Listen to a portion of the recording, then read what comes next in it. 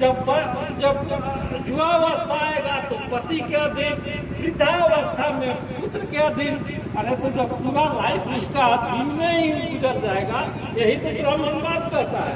और अर्धक समाज मेरा कहता है कि नहीं, बच्चियों को पढ़ाओ, बच्चियों को लायक बनाओ, बच्चियाँ ज़्यादा बच्चों से अच्छा है। और वो अपने संविधान को समझे जो बाबा साहब ने दिया है। बाबा साहब के संविधान जो कि आज कास्ट वाइज जो बटा हुआ है, सबको इक्वालिटी का अधिकार दिया। बाबा साहब का संविधान सबको समानता का अधिकार दिया, सबको बोलने का अधिकार दिया। सारा चीज होने के बावजूद पढ़े लिखे लोग बने हुए हैं। पढ़ लिख करके सीधा देखिए क्या, सत्यनारायण भगवान के 8 आना के किताब मिलता है, कहीं भी जाइएगा नहीं जाएगा, वो ले करके अपना पढ़े जा रहा है। लोग जय श्री राम जय श्री राम कर रहे हैं। तो इन सब लोगों को सच्चाई पर आइए भाई, सच्चाई जानिए। अपना जो भी परिश्रम कर रहे हैं, जो भी गेन कर रहे हैं, अपने बाल बच्चों पर, समाज पर खर्चा कीजिए। यह वैज्ञानिक चिंतन जब 16वीं शताब्दी में बेकन ले गए तो वहाँ वैज्ञानिक ढंग से सोच पैदा हुआ। वहाँ गैलीलियो पैदा हुए, न्यूटन पैदा हुए, अन्य वैज्ञानिक पैदा हुए। लेकिन भारत में पीपल के नीचे कोई दूसरा ज्ञानी पैदा न हो, कोई दूसरा सोचने वाला पैदा न हो, तो उस पीपल के पेड़ पर भूत प्रेत को बैठा दिया। वहीं पर मरने के बाद घंट टंगवा दिया कि कहीं कोई दूसरा व्यक्ति कोई नई खोज न दे। साथियों, आप भारत में हैं, भारत में जिसकी संस्कृति है, सत्ता उसकी है। आप चाहते हैं कि सत्ता हमारी हो, तो आपकी संस्कृति भी होनी चाहिए। यदि संस्कृति नहीं होगी तो सत्ता नहीं होगा। यदि किसी के मन में, किसी समाज के मन में, किसी सामूहिक दृष्टिकोण में सत्ता की ख्वाहिश है, सत्ता की इच्छा है, तो संस्कृति की उसकी अपनी होनी चाहिए। इसी दृष्टिकोण में रहकर, इसी वैज्ञानिक चिंतन को देखकर रामस्वरूप वर्मा ने अर्जक के संघ के सिद्धांत दिया, दर्शन दिया, संस्कृति दी। अर्जक संघ के सिद्धांत में सबसे बड़ा सिद्धांत है समता का सिद्धांत।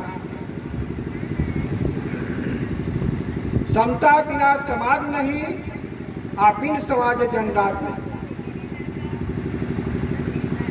यदि आप चाहते हैं, चाहे हम चाहते हैं कि हमारी सत्ता हो इस भारत में, तो हमारी संस्कृति भी होनी चाहिए।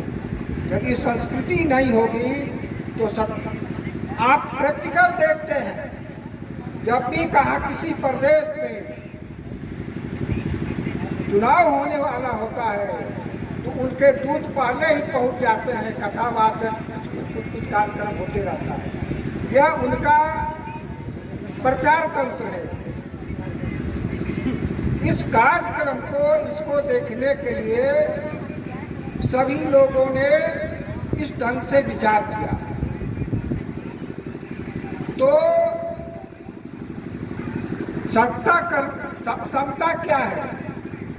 मानव जीवन में समता का अर्थ क्या है?